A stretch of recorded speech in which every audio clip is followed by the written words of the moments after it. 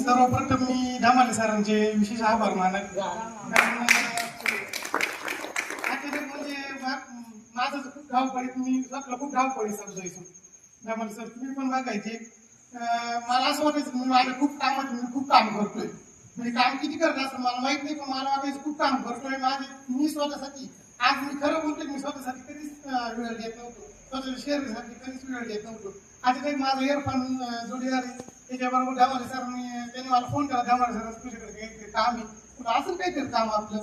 त्यांनी आलं, माझं रजिस्ट्रेशन केलं ना, तू काम 500 रुपये टाक.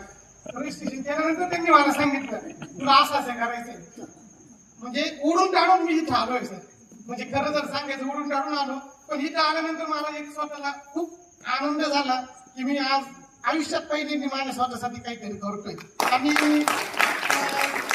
ज्या परिवारात मी आज आलोय त्या परिवाराचा मूळ उद्देशच सर्व जगाला एक शांतता निर्माण करण्यासाठी आणि स्वतःसाठी आपण काहीतरी करतोय. आणि अशा लोकांच्या सानिध्यात विजय भाऊ तुम्हाला माहित पण नव्हते का एक गुरु आहे, ते आज गुरु झालेले गुरु सांगा. म्हणजे योग कसे असतात ते आज आपल्या आयुष्यात कोण आपलं गुरु होऊन जातं. जाताना जसं एक मुंगीचं गुरु असेल तसे आमच्या स्थानी आज विजय भाऊ तुम्ही आमचे भाऊ जरी असाल पण आज गुरुस्थान तुम्ही आमचं घेतलेलं आहे. आणि यापुढे आम्हाला जेव्हा मार्गदर्शन असेल, आणि आज मी खरं सांगतो विजय भाऊ, मी 3 दिवसापेक्षा आज जो मला अनुभूती आलेली आहे, अक्षरशः माझ्या शरीरात व्हायब्रेशन चालू होतं. म्हणजे यापूर्वी मी म्हणजे साधना केलेली असं की जाहीर करू नये असं असतं, पण आज मी गुरूंच्या सांगितल्यात सांगतो, मी यापूर्वी साधनेचा प्रयत्न केलेला आहे. आणि साधना करत असताना माणसाला काही ना काही त्याचं फळ हे मिळतंच.